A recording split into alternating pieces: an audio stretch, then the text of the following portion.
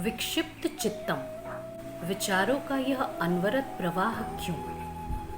मन एक विचार से दूसरे विचार और एक इच्छा से दूसरी इच्छा की ओर सदैव दौड़ता रहता है। यहाँ तक कि निद्रा में भी वह स्वप्न के रूप में भटकता रहता है।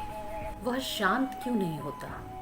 उपनिषद इस प्रश्न का एक कालातीत उत्तर देते हैं। मन स्वभाव से चंचल और गतिशील है। उसे रोकने का प्रयास करना आकाश में चलती वायु को रोकने के समान है। मन का स्वभाव ही गति है। जैसे अग्नि का धर्म जलना और जल का धर्म बहना है, उसी प्रकार मन का धर्म विचार करना है।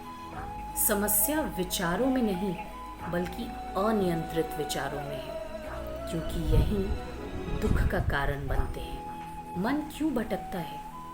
मन इंद्रियों द्वारा लाए गए प्रत्येक दृश्य, ध्वनि, स्वाद और अनुभव के पीछे दौड़ता है। जैसे एक चंचल बालक एक स्थान पर नहीं टिकता, वैसे ही अप्रशिक्षित मन कभी संतुष्ट नहीं होता। इच्छाएं ही अशांति का कारण है। हर बेचैन विचार के पीछे कोई न कोई इच्छा छिपी होती है, कुछ पाने की, कुछ बनने की या भोगने की इच्छा। जब तक इच्छाएं मन में शासन करती है, तब तक मन को कभी शांति नहीं मिलती। भीतर का संघर्ष। एक ओर चंचल मन हमें बाहर की ओर खींचता है, दूसरी ओर आत्मा भीतर बुलाती है। यही मनुष्य का शाश्वत संघर्ष है।